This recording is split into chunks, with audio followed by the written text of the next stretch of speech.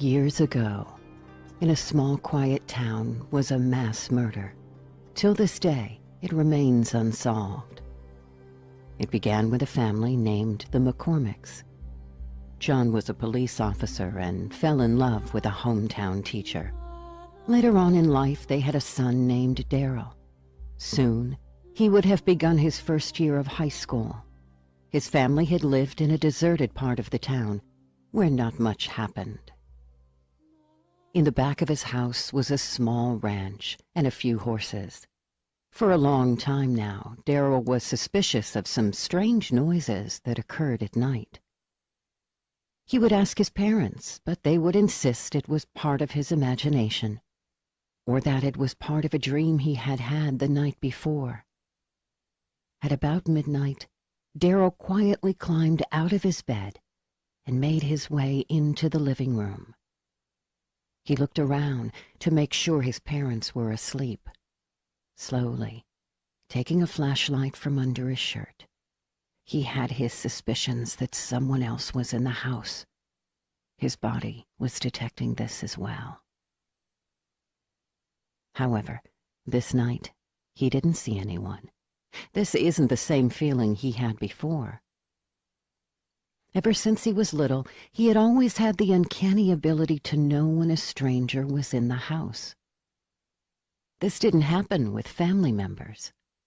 But when someone outside his bloodline was next to him, Daryl would get unexpected nosebleeds, regardless of whether or not he was scared. At school, he had told his friends, and they all believed he was a witch. Disappointed, he started to think that maybe he was crazy, and his parents were right. He quietly began to head back to his room. Looking up on the windowsill, two bright red bloodshot eyes were staring back at him. Daryl quickly flashed the light up on the unknown creature. With a loud howl, it quickly vanished out of sight. Daryl ran over to his parents' room and nearly broke down the door. When they opened the door, Daryl rushed inside, yelling at them. It took both parents to restrain him, trying to understand the situation. Frantic and petrified, Daryl tried to explain the best he could. He told them that there was a creature outside. He would never forget its red, bloodshot eyes. His parents began to think their son had gone mad and talked about having him put away. They decided to let their son stay at the neighbor's house until they could figure out what they were going to do. Waking up in the middle of the night to chase down a demon that doesn't exist, John thought. "What should we do? He's getting worse," said Miss McCormick. Before they could try to rationalize what the best course of action should be, loud voices were heard outside their home. Outside they found the screeching sounds of petrified horses. Their hooves were up in the air. They smashed and kicked everything in their path. Their dismembered bodies were all over the place. Body parts scattered the ground. The grass was stained in blood. The owner walked up trying to calm the pasture. "Buck, what the hell's gotten into you?" he yelled at the horse, now gripping the holster. The horses took one look back and kicked the owner right in the head. The smashed skull and bones fell to the ground, lifeless. Fresh blood ran down the owner's face as the last look on him was the face of pure horror. Miss McCormick screamed, horrified, "John! John! John!" She yelled, "Our son! He's at the neighbor's house!" Mr. McCormick raced back inside of his house and came back with a shotgun. He fired the gun straight into the air.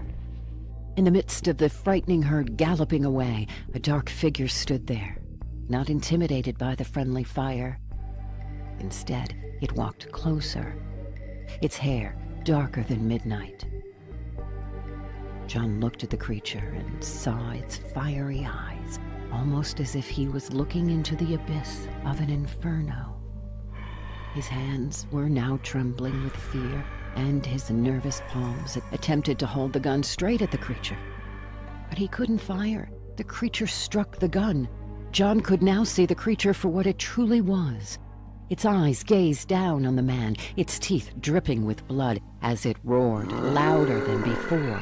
Its claws, like razors, sliced the gun in two. Its nose pushed in. Its head looked like bones were seeping through the skin, and blood constantly dripped down over its face. Everything appeared to be in slow motion for John as he remained still, too afraid to make a move. 2 police vehicles pulled up from behind and began to fire almost immediately at the beast. Their bullets hit dead on and went right through the creature.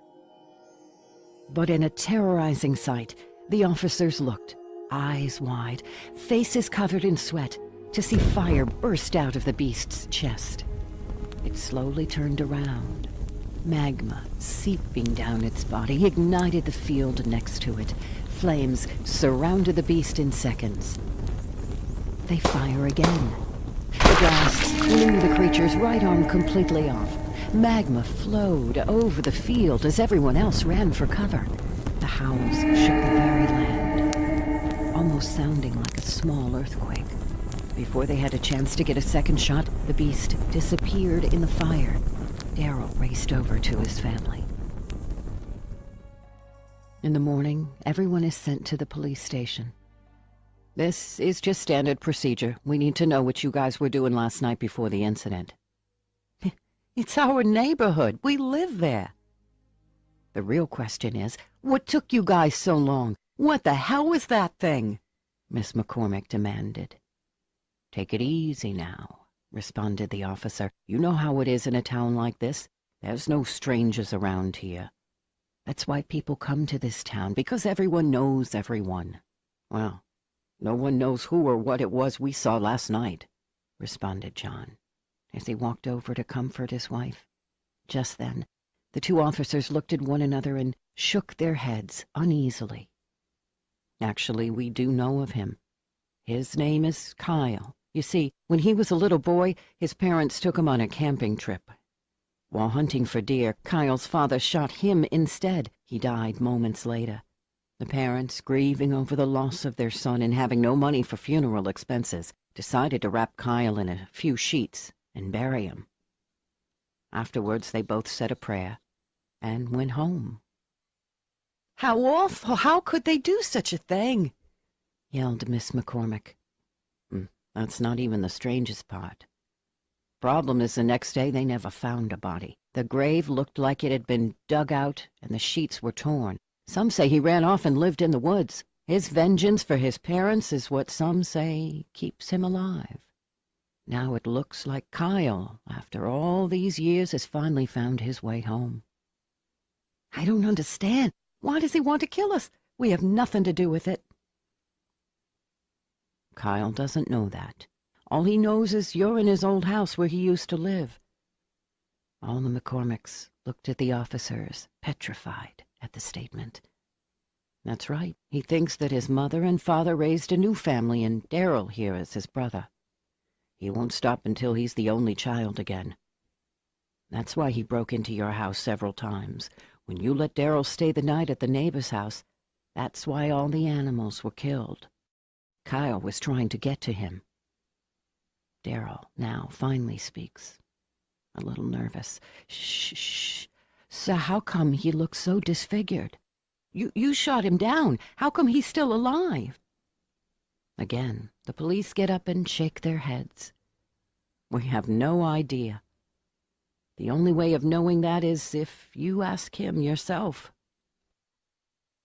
Daryl's parents shivered at the thought of having to go back to their small town and wait in the house. They demanded that Daryl not go back. But Daryl wanted answers, and he was determined. His mind was already made up, and he would find another way to go get there if his parents refused. They finally reached a compromise that Daryl could go, but only if they could bring the police with them. It was settled. They arrived at the house and waited, and waited, and waited. Their patience grew thin. First days passed, then weeks, then months. Nothing happened. And the police grew tired, and they had other priorities to attend to.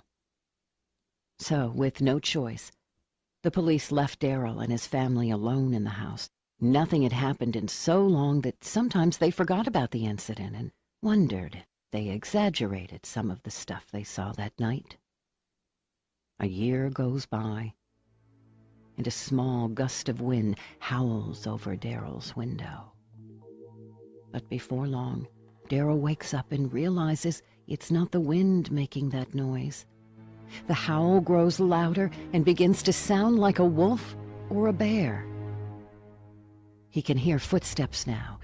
The footsteps get closer. He can hear it on the road outside his house. Now, he can hear the footsteps on the gravel outside his house. Rocks crackling and being smashed. Immediately, he gets out of his bed and gets out a flashlight and a knife from under his bed. He has kept it there, preparing for a day just like this one. But now he stops hearing the howls. He looks outside, but can't see a thing. Maybe this was just his imagination, he thought. After all, his parents were still sleeping. Before he turns around to go back to his bed, his nose runs red. Drops of blood run down his face as he tries to wipe it away with his hand. But why would he have a nosebleed now? And this only happens when he can feel someone breathing on him. Daryl turns around quickly, but only to see Kyle staring right back at him. Kyle, I know who you are. Why are you doing this? Kyle's fangs open up as he breathes down on Daryl, his red-shot eyes locked on his victim. I will not be replaced, he groaned. Immediately, Daryl's parents storm into the room. John, with his new shotgun fully loaded, he aims it at Kyle. Stop! Stop hurting this family! You won't hurt anyone anymore! And as Kyle goes to turn around, a shotgun blasts right through his chest. Sparks of fire igniting the carpet on the ground. He looks up after seeing the holes in his chest. Die! John yells. Why won't you die? He says this as he fires again. But Kyle begins to recover himself, the flames sealing up his wounds. The flames in his eyes lock into his new victim. Why won't I die? Kyle asks. I won't die because I'm already dead. Now you can feel my pain. I've come back from the grave, so I can take you with me. Such things happen. When Bill Nelson's cow stopped giving milk, he called the veterinarian. There's nothing wrong with that cow, the vet said. She's just stubborn. That, or some witch got hold of her. Bill and the vet both laughed. That old hag, Addie Fitch. I guess she's the closest we've got to a witch around here, the vet said. But witches have gone out of style, haven't they? Bill had had a run-in with Addie Fitch the month before. He had hit her cat with his car and killed it. I'm really sorry, Addie Fitch, he told her. I'll get you a new cat, just as pretty, just as good. Her eyes filled with hate. I raised that cat from a kitten, she hissed. I loved her. You'll be sorry for this, Bill Nelson. Bill sent her a new cat and heard nothing more. Then his cow stopped giving milk. Next, his old truck broke down. After that, his wife fell and broke her arm. We're having a lot of bad luck, he thought. Then he thought, maybe it is Addie Fitch getting even. And then, hey, you don't believe in witches. You're just upset. But Bill's grandpa believed in witches. He had once told Bill that there was only one sure way to stop a witch from causing trouble. You find a black walnut tree, he said, and you draw her picture on it. Then you mark an X where her heart is, and you drive a nail into the X. Every day, you drive it in a little deeper. If she's causing the trouble, he said, she'll feel pain. When she can't stand it any more, she'll come to you, or send somebody, and try to borrow something. If you give her what she wants, that breaks the power of the nail, and she'll go on tormenting you. But if you don't, she'll have to stop, or the pain will kill her. That's what his nice, gentle old grandpa believed. It's pure craziness, Bill thought. Of course, his grandpa didn't have much schooling. Bill had been to college. He knew better. Then Bill's dog, Joe, perfectly healthy dog, dropped dead, just like that. It made Bill angry.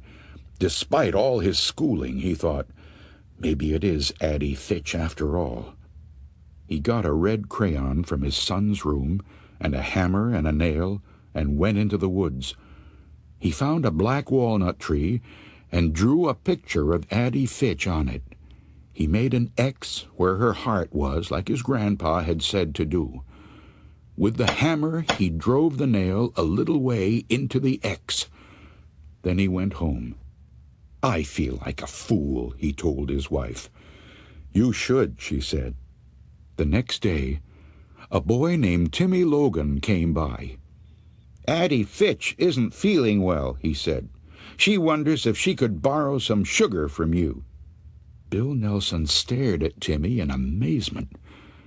He took a deep breath. Tell her I'm sorry, but I don't have any sugar right now, he said. When Timmy Logan left, Bill went back to the walnut tree and drove the nail in another inch. The next day the boy came back. Addie Fitch is pretty sick, he said. She's wondering if you've got any sugar yet. Tell her I'm sorry, Bill Nelson said, but I still don't have any. Bill went out into the woods and drove the nail in another inch. The following day the boy was back. Addie Fitch is getting sicker, he said. She really needs some sugar. Tell her I still don't have any, Bill answered. Bill's wife was angry. You've got to stop this, she said. If this mumbo-jumbo works, it's like murder.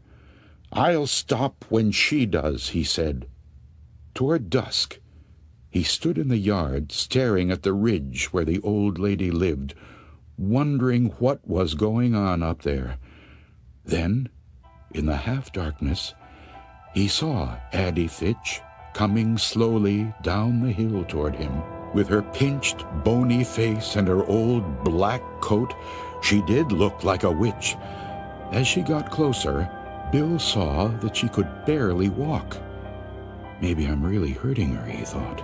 He ran to get his hammer to pull the nail out, but before he could leave, Addie Fitch was in the yard, her face twisted with rage. First you killed my cat, she said. Then you wouldn't give me a bit of sugar when I needed it. She swore at him and fell dead at his feet. I'm not surprised that she dropped dead that way, the doctor said later. She was very old, maybe 90. It was her heart, of course. Some people thought she was a witch, Bill said. I've heard that, the doctor said. Somebody I know thought Addie Fitch had witched him, Bill went on. He drew a picture of her on a tree, then drove a nail into it to make her stop. That's an old superstition, the doctor said. But people like us don't believe in that sort of thing, do we? Just delicious. George Flint loved to eat. Each day at noon he closed his camera shop for 2 hours and went home for a big lunch his wife Mina cooked for him. George was a bully, and Mina was a timid woman who did everything he asked because she was afraid of him. On his way home for lunch one day, George stopped at the butcher shop and bought a pound of liver. He loved liver. He would have Mina cook it for dinner that night. Despite all his complaints about her, she was a very good cook.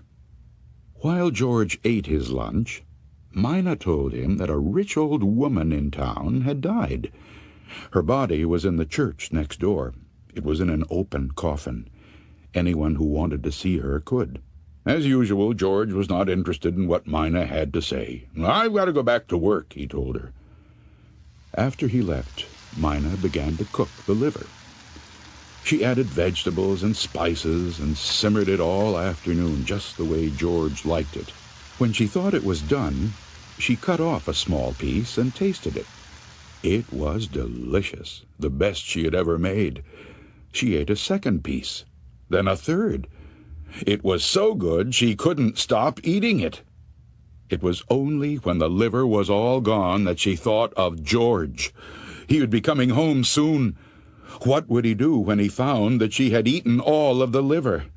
Some men would laugh, but not George. He would be angry and mean, and she didn't want to face that again. But where could she get another piece of liver that late in the day? Then she remembered the old woman lying in the church next door, waiting to be buried. George said he never had a better dinner. "Have some liver, Mina," he said. "It's just delicious." "I'm not hungry," she said. "You finish it." That night, after George had fallen asleep, Mina sat in bed trying to read. But all she could think about was what she had done. Then she thought she heard a woman's voice. "Who has my liver?" it asked.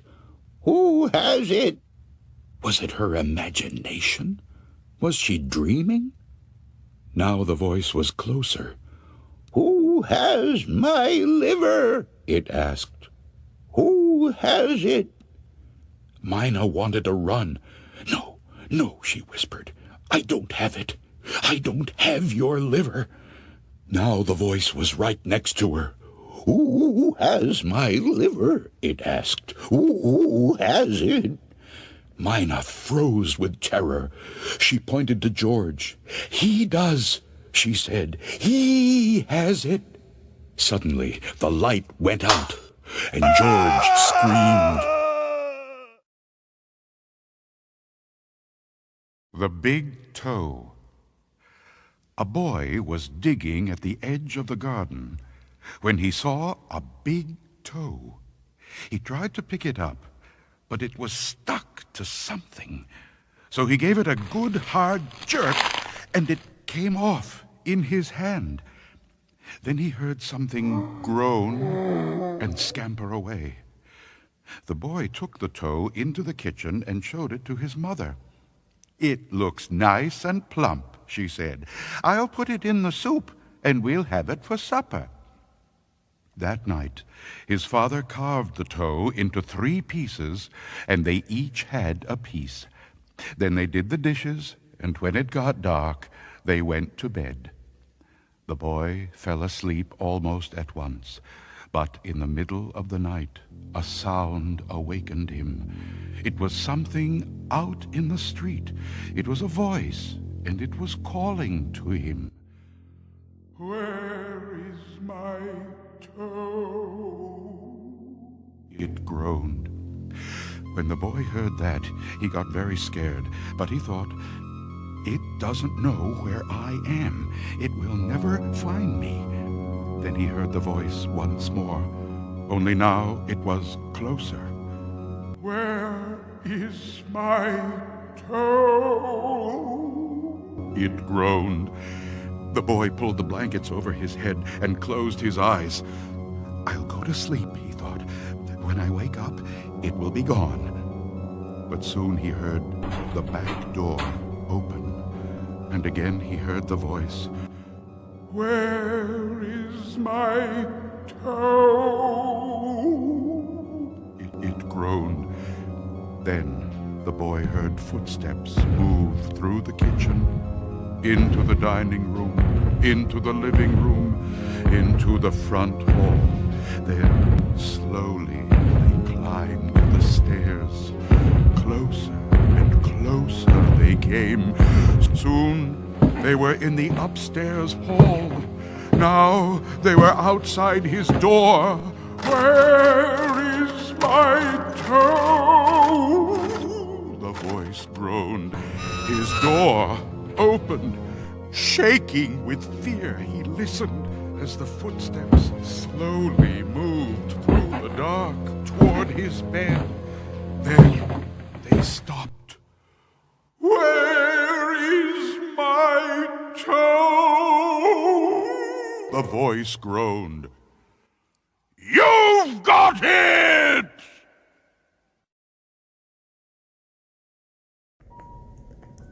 Long ago, there was a man who fell in love with a woman in Salem Village. His family was well known throughout the state as they often provided to the nearby towns, sailing between countries and bringing back food and supplies to the villages. He was the oldest son of his 4 siblings and the next in line to take over the family business.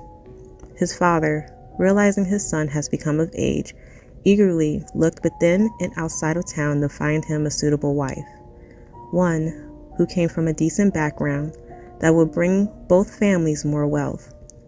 What his father didn't realize, though, was how deep his love was for Angela. Angela was a common girl who lived alone outside of the village. After her parents died of tuberculosis, she looked after the apple trees that often grew the biggest and sweetest apples for her and the village. He would visit her often to buy her apples, even when he didn't need any. He loved everything about Angela. Her skin was pale but very soft. Her golden brown hair flowed down her back, but his favorite feature was her amber eyes that sparkled gold in the light. They say that the eyes are the window to the soul, and Angela's eyes very much reflected her heart, a sweet soul with a heart of gold. Unfortunately, his family did not approve of Angela, but their attempts to persuade him to take interest in women of their choosing failed. Despite their disapproval, he planned to marry Angela, and for his love, he had a golden bracelet with a red stone made for her during his trip to London. This bracelet was a promise, and that his love for her was true and eternal. Tears of joy flowed down her cheeks, as what she thought was a dream was about to become reality and her future, until the real future came burning down. Word of witchcraft spread through town like wildfire. Angela found herself interrogated by a few women from town. In her own home, the women deprived her of sleep for several days until John, her lover's father, stepped in with his brothers.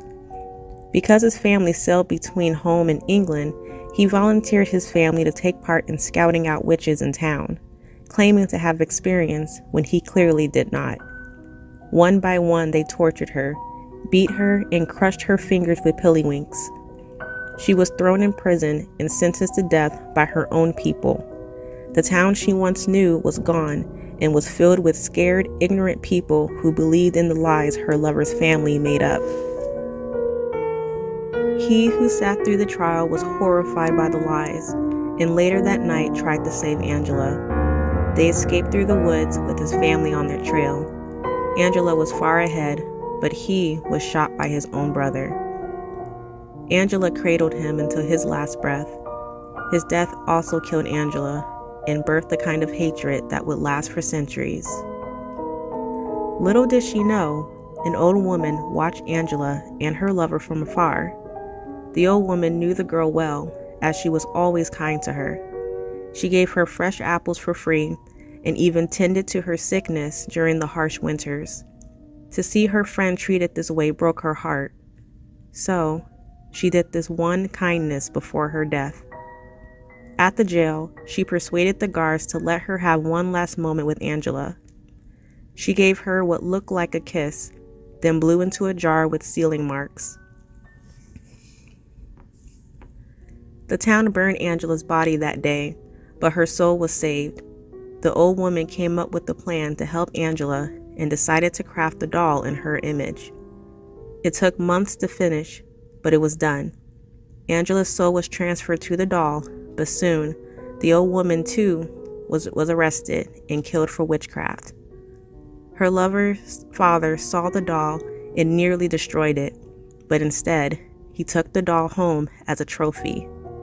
He kept the doll even after the trials ended. His wife suspected there was another reason why he held on to the doll, but her opinion didn't matter, as she and the rest of the family suddenly died horrific deaths the following year. Then their neighbors, then the judge, and every person in town died painful, slow deaths until Salem Village was silent. The doll sat next to her lover's grave for centuries, trying to hang on to what little light of happiness she had, but those memories in time faded. She was found eventually by a family during the 70s who ran a local museum in Salem. Like before, tragedy hit this family, as did any owner who took her in. The cycle continued for anyone who took over the museum. The Warrens soon visited the museum and took the doll. Sensing the negative energy, the Warrens sealed the doll the same way they did Annabelle. Until Mrs. Warren's death, all the items were donated to someone willing to watch over the collection, right back in Salem Village, that is now known as Danvers, Massachusetts.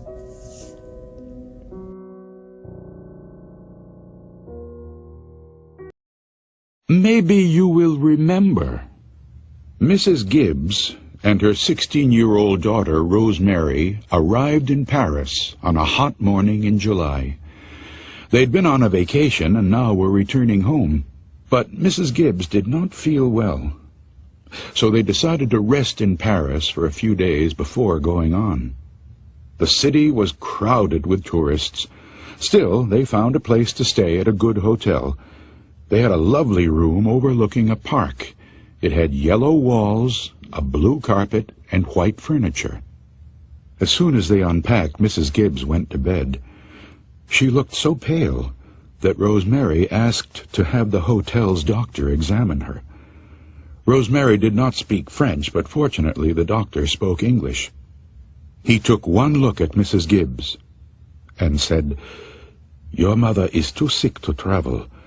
Tomorrow I will move her to a hospital, but she needs a certain medicine. If you go to my home for it, it will save time." The doctor said he did not have a telephone right now. Instead, he would give Rosemary a note for his wife. The hotel manager put Rosemary in a taxi and in French told the driver how to find the doctor's house. "It will take only a little while," he told her, "and the taxi will bring you back."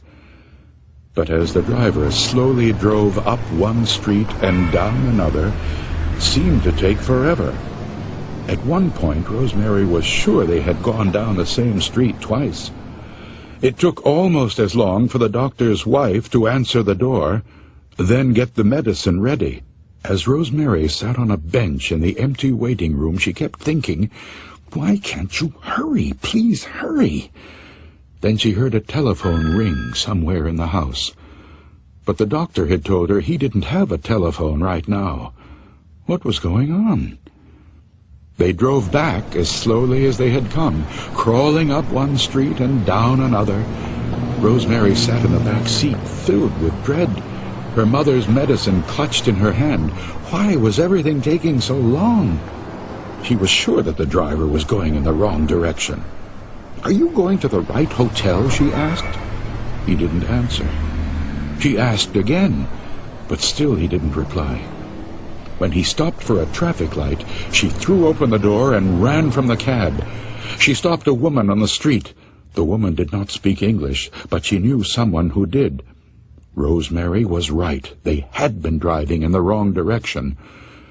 When she finally got back to the hotel, it was early evening.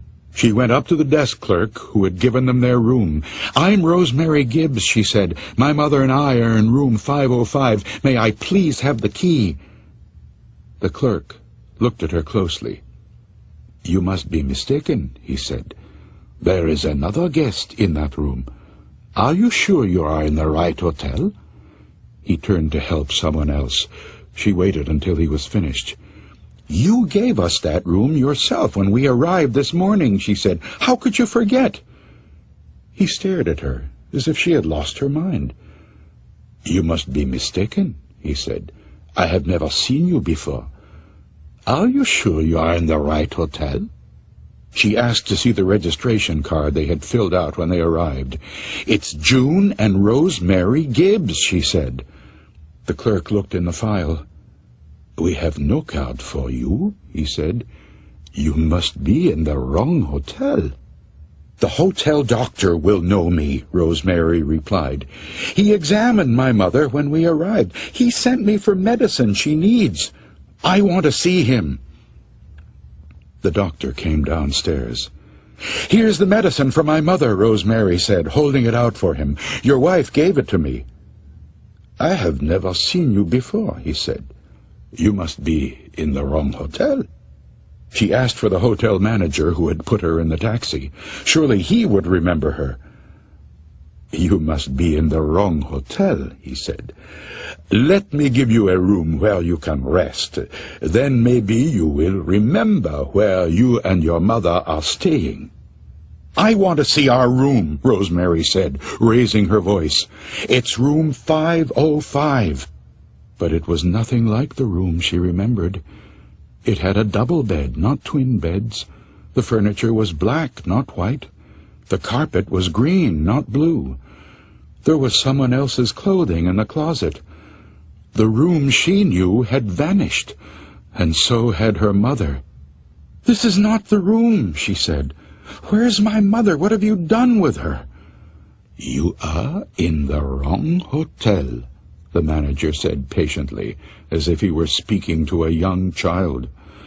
Rosemary asked to see the police. "My mother, our things, the room, they have all disappeared," she told them. "Are you sure you are in the right hotel?" they asked. She went to her embassy for help.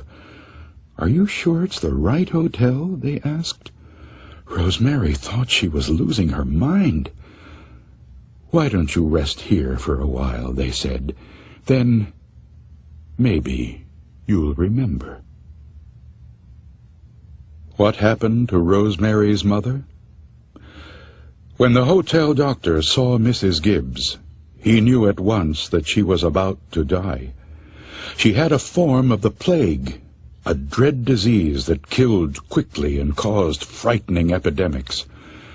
If the word got out that a woman had died of the plague in the heart of Paris, there would be panic. People in the hotel and elsewhere would rush to escape. The doctor knew what the hotel's owners expected. He was to keep the case a secret. Otherwise, they would lose lots of money. To get Rosemary out of the way, the doctor sent her to the other side of Paris for some worthless medicine. As he expected, Mrs. Gibbs died soon after she left. Her body was smuggled out of the hotel to a cemetery, where it was buried. A team of workmen quickly repainted the room and replaced everything in it. The desk clerks were ordered to tell Rosemary that she was in the wrong hotel. When she insisted on seeing her room, it had become a different place, and of course her mother had vanished. All those involved were warned that they would lose their jobs if they gave away the secret. To avoid panic in the city, the police and the newspapers agreed to say nothing of the death. No police reports were filed. No news stories appeared. It was as if Rosemary's mother and her room had never existed.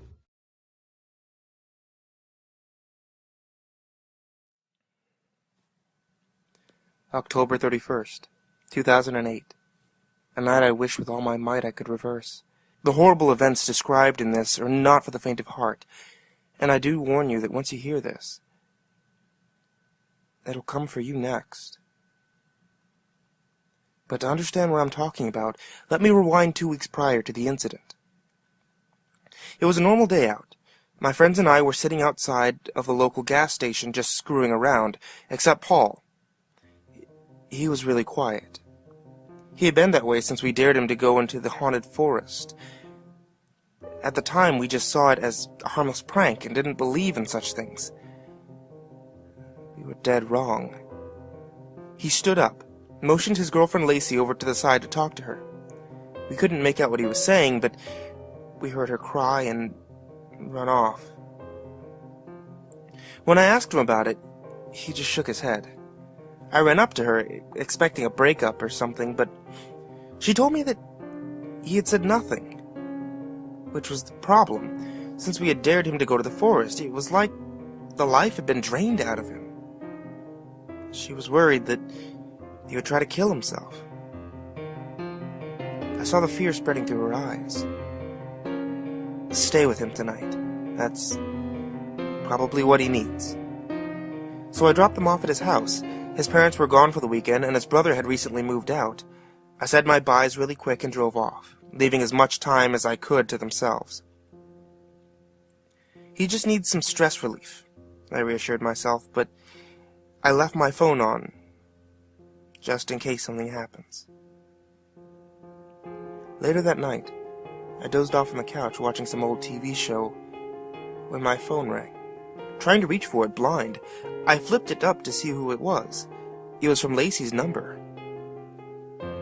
Why would she call me at going on 1:30 a.m.? I was a little nervous. Hello? I asked, trembling. I understand now. To understand, you must go in the forest, she said in a very low, monotonous voice. Wait, what? What are you talking about? Come back to the house and look in his attic. Your question will be answered. Then silence. I dropped my phone and rushed to his house. I finally got to his room, and the sight shocked me. Not only was his frozen, decomposing corpse laying in the corner, her body lay on the bed. It looked like she'd been slashed down the chest by an animal. There were no prints to suggest that. Not only that, but it had only taken me 5 minutes to get here. The coldness of her body hinted that this had happened not long after I dropped them off. There was a note on the floor, scrawled in blood. You must join us. Come to the forest. All will be revealed. At this point, I couldn't take any more and bolted. I didn't sleep that night, and I had school the next morning. I got to school, and I couldn't believe what I was seeing. Paul and Lacey were standing on the edge of the school grounds, just standing there, looking pale and hollow, almost dead. It looked like they were coming closer. When they got not too far from me, I noticed something odd.